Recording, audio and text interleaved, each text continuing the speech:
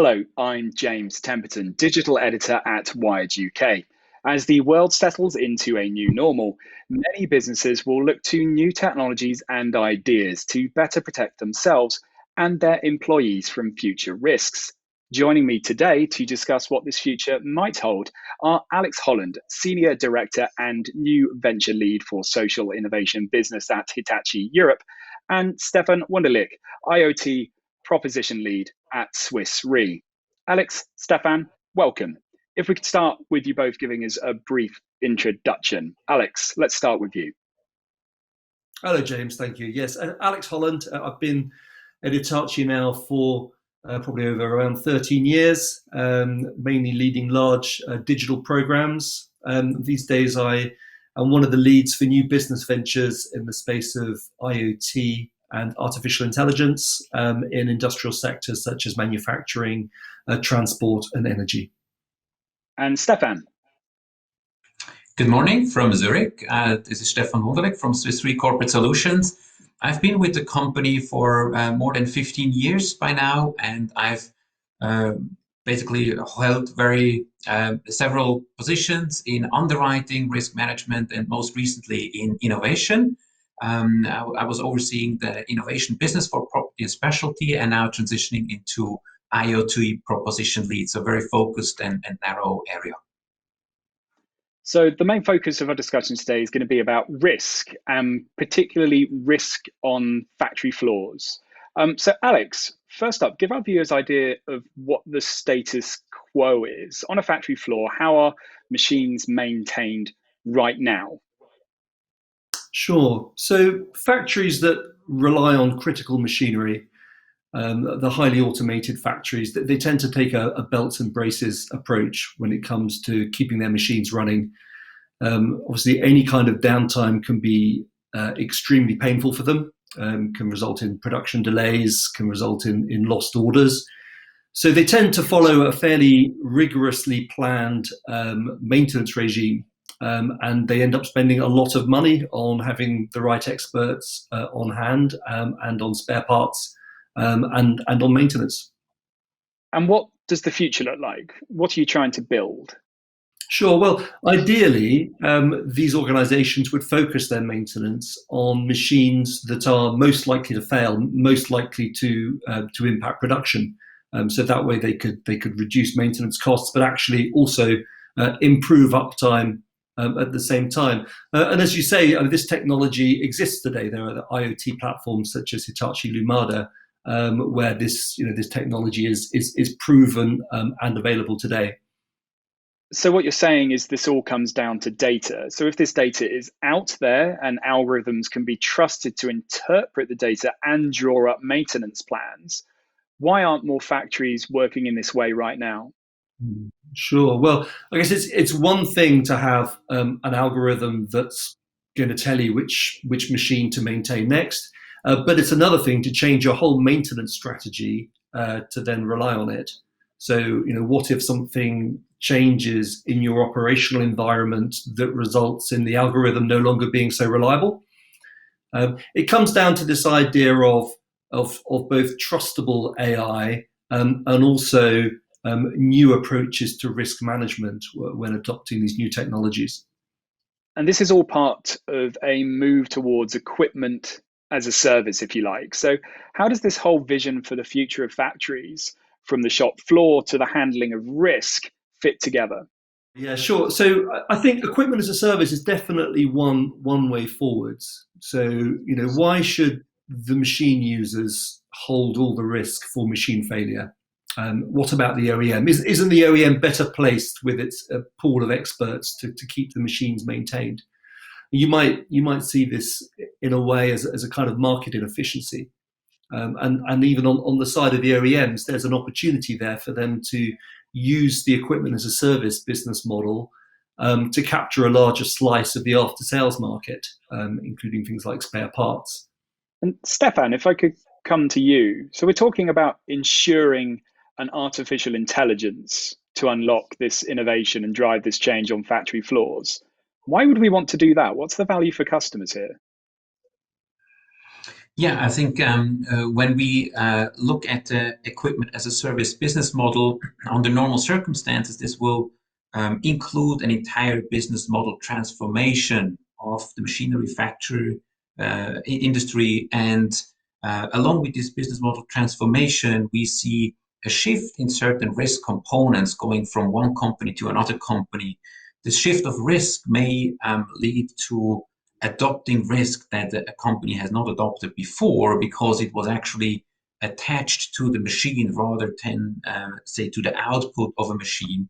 And along in this journey, we see an opportunity for an insurance company like Swiss Re to enable such a business model transformation by partnering up like a tech provider with Hitachi, who jointly we can help to enable this business model transformation and ensure that the risks that are being transferred or pop up in a space that they have not been before, that we can take them off the balance sheet and hence also make the customer eventually sleep easier with a risk that they did not have before. So.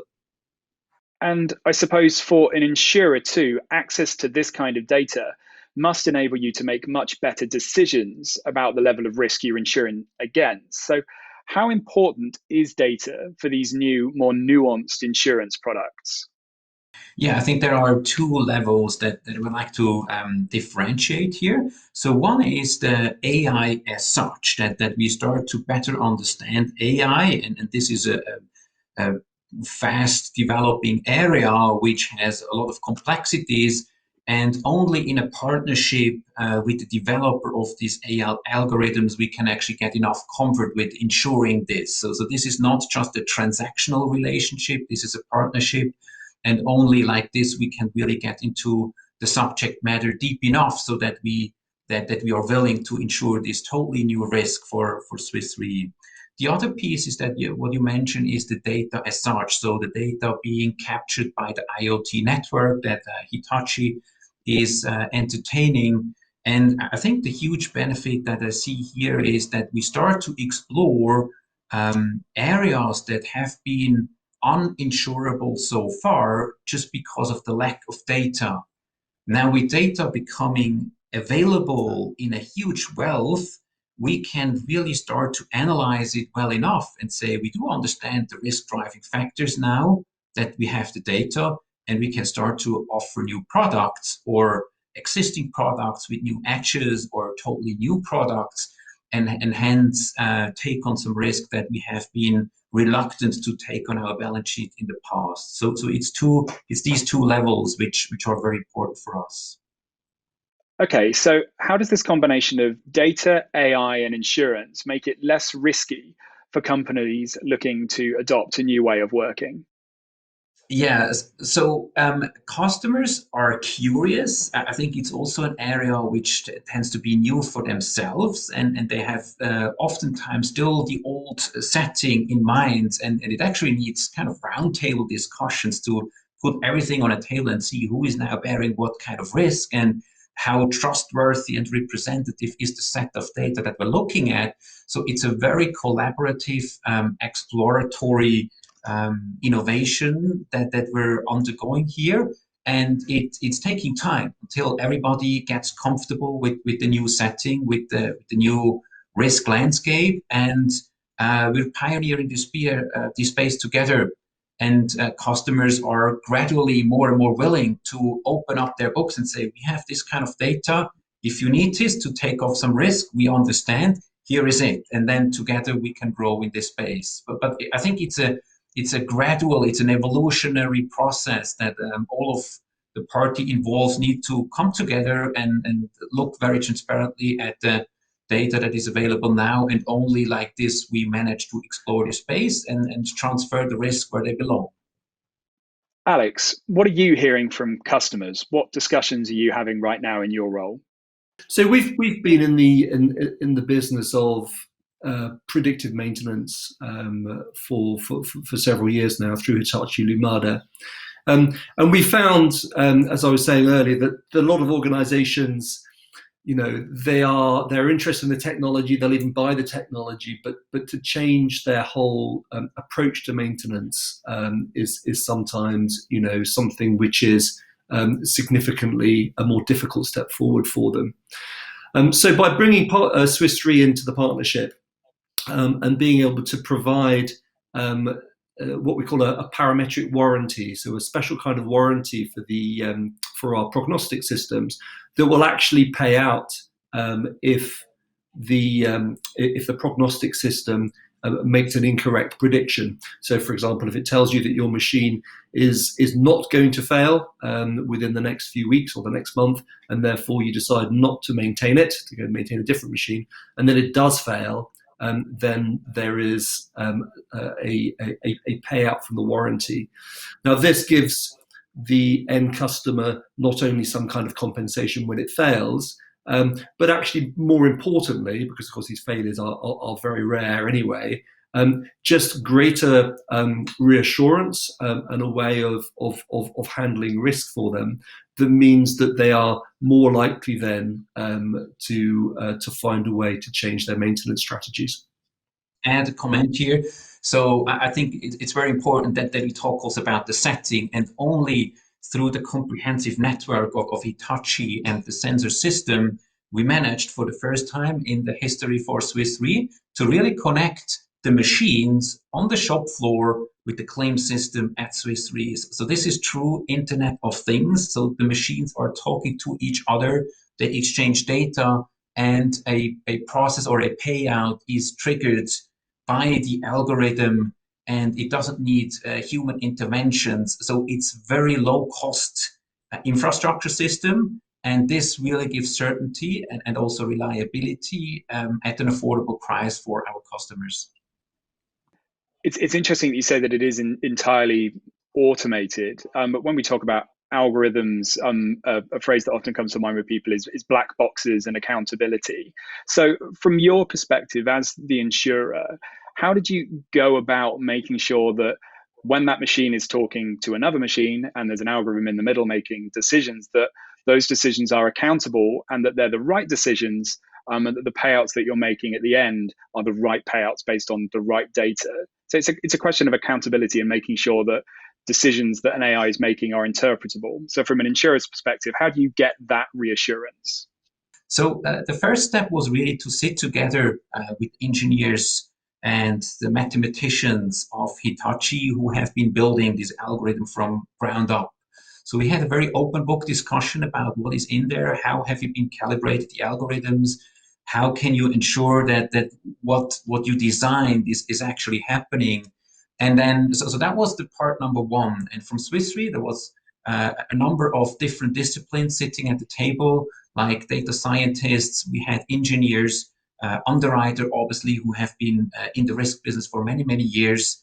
And only by having this open conversation, we could get a good level of trust that what we are exploring and ensuring here is actually quantifiable.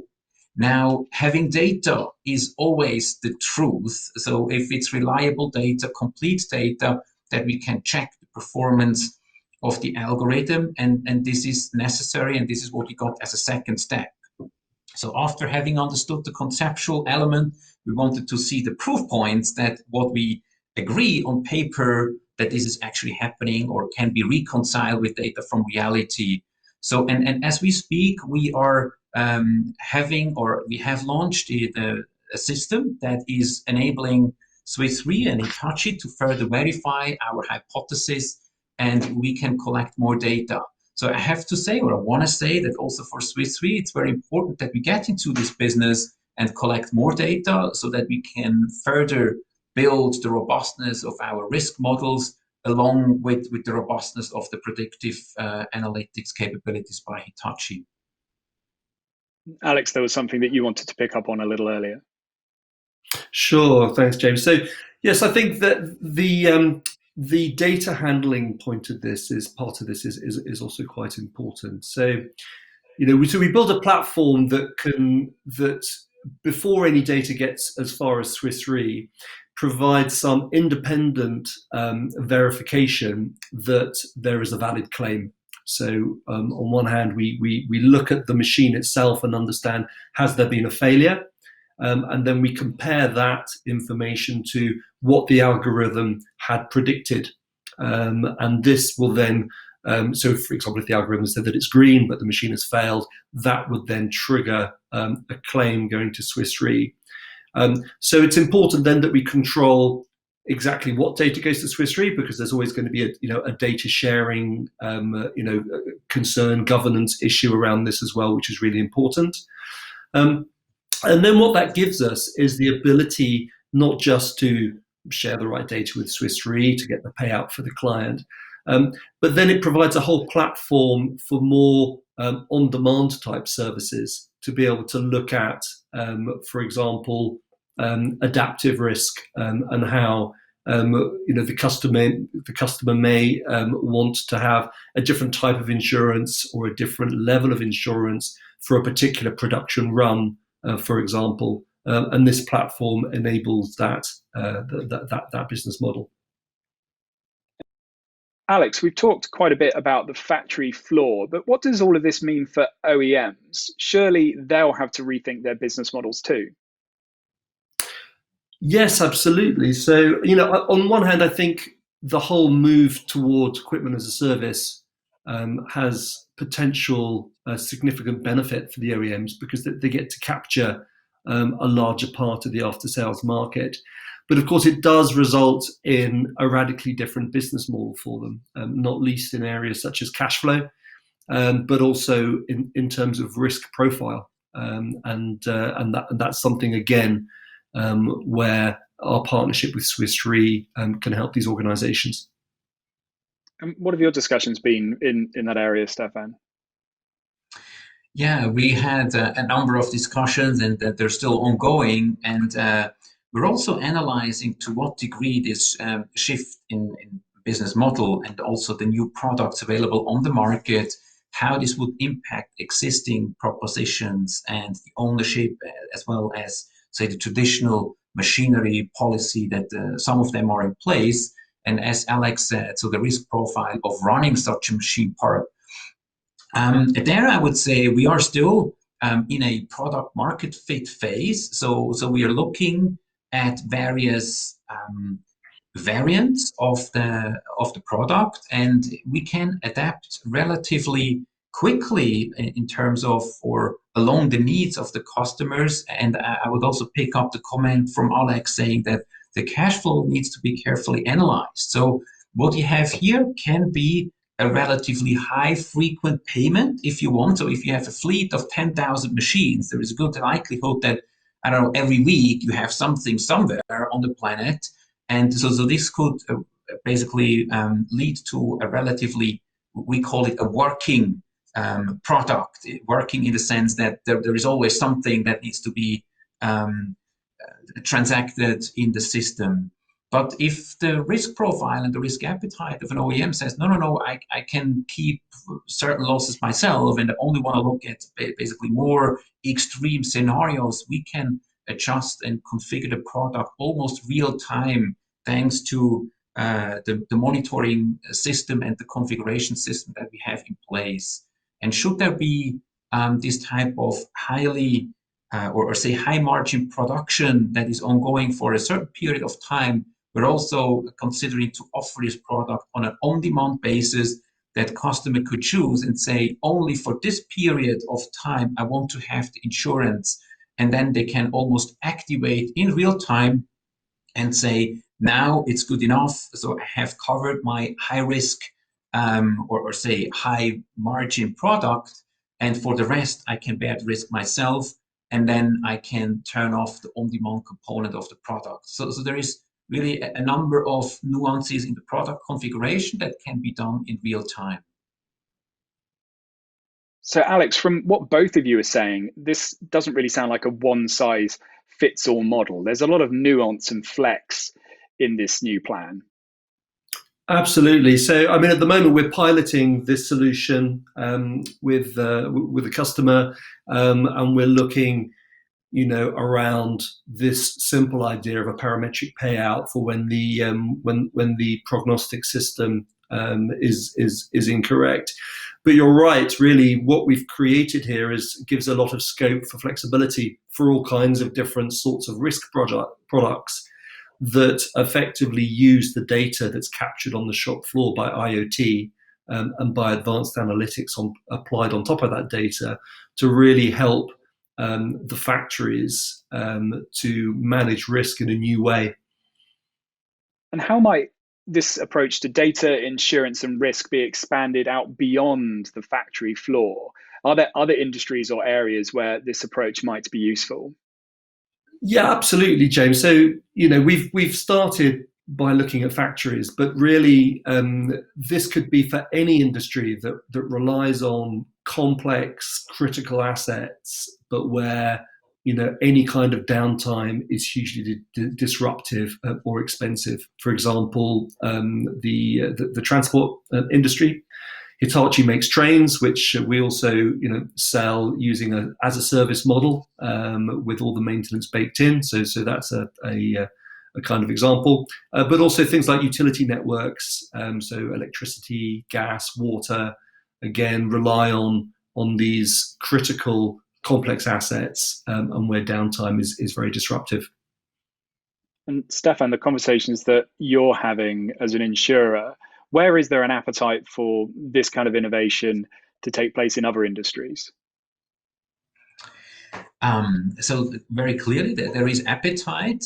We also want to make sure that we're listening to the customer. They say, so here really we have a need, and the industry has already adopted certain prerequisite that we can actually run such products like IoT system. So I think the manufacturing space has actually pioneered. I would say also the utility space with turbines. So there the IoT sensors have been well adopted over the past years. So there are, say, preferred industries and such that have already a wealth of data where we could also validate some of our assumptions. And we do recognize also segments that are new in that space. They only start to adopt it now or these days. And we want to clearly have a foot in the door also for those customers and say we can also learn together and explore those areas as of now. So because I think being part of it is very important. We don't want to wait for 10 years until everybody else has figured out how to do this. So we want to be part of this journey and learn as we go, but it's a learning experience. And something that's come up a few times in the discussion is Internet of Things, IoT. In a lot of discussions and articles, it risks becoming a bit of a buzzword that's thrown about enthusiastically, but isn't necessarily the benefit isn't necessarily understood. So, both of you, with your clear expertise in this area, can we zero in on the key role that IoT is playing here? Alex, starting with you, and then Stefan to come to you. What does IoT do in this process that enables all of these other things to slot into place? So IoT is the coming together of operational technology, the expertise on how to run industrial processes, how to maintain and optimize big industrial assets. It's the combination of that discipline with IT, with a data-driven approach. So it's not just purely about data science. It's also bringing in this knowledge, this expertise around operational systems, in the operational world, machines don't behave in the way that you might expect them to. There's lots of uncertainty. It's a sort of stochastic environment, and therefore you need a different kind of an approach. So IoT may come up with algorithms, approaches which look non-intuitive to a human. A human might look at that and say, well, that maintenance regime doesn't make sense, or the way that you predicted failure for that particular machine doesn't make sense to me, because it's based on lots of complex data. And what that means is it gives organizations a new class of solution to an old problem, effectively in both increasing uptime and reducing maintenance costs. And Stefan, to come to you, that as an insurer, you must hate uncertainty and decisions being made by machines that seem to defy all logical sense to human beings. So your expertise in IoT, how do you go about unpicking those new discoveries that are being made by algorithms driven by data collected by IoT and deliver something that can ensure a product in the real human world? James, I just want to clarify one thing. We love uncertainty because if there was certainty around everything, there is no need for insurance at all. So just to be very clear on that, so we love that.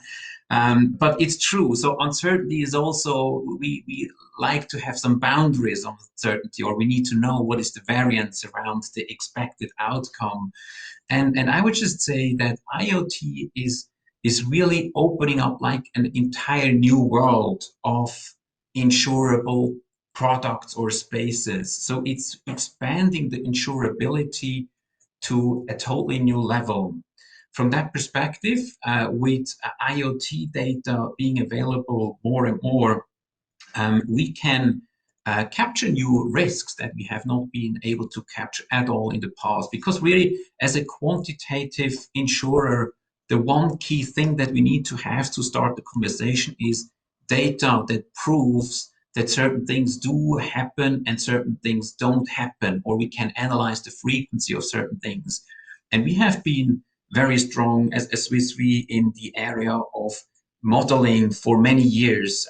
I think in particular, so leading the natural catastrophe space, ensuring the disasters around the globe. And this was only possible to very strong skills in modeling as such. So the territory around modeling and predictions is very close to our hearts. And I would say with IoT, we're just entering another world of not only modeled data, but a combination of predicted outcomes plus observed behavior of the system. So it's an enhancement of existing models or models in isolation with real-time feedback. So the territory as such is somehow known to us, but it's a new world, and we want to also grow in that world. And it's a fascinating world of data, and it's great that we can enter into that space and offer product where we have not been able to offer product in the past. And Alex, if I could come to you for a final question as we're running out of time, could you sketch out the future for me? At the start of this conversation, I asked you to explain the status quo. Now, we're very early in this process of innovation, but what work is there still to be done to bring about meaningful and positive change at scale? Sure. Okay. So, so as we were saying before, the goal is to for these asset-intensive industries to reduce downtime and to also reduce the maintenance bill effectively through more intelligent maintenance, through more risk-based maintenance. And we know that the technology today is there, and through new partnerships between IoT organizations like Hitachi and risk transfer organizations like Swiss Re, we can bring a new breed of solutions to address this space. For me, it's about, first of all, making AI more trustable. We know the AI is reliable. We know the results are good, but how can we present it in such a way that it's more easily understood, it's more easily trustable on the ground, and then bringing new approaches for managing risk, which has really been the topic of our conversation today, around how do we perhaps shift some of that risk between the machine user and machine owner, and indeed the insurance company, and how we can help an organization move from a very regimented maintenance strategy based on a maintenance plan that probably doesn't change very much from month to month, maybe year to year, into something which is more of a risk-based approach, which requires quite a different outlook, quite a different way of looking at the way that you do maintenance in the plant today. Great. Well, thank you so much for your insights and expertise today. Alex, Stefan, thanks very much for your time, and thanks to you for watching. Have a good day. Bye-bye.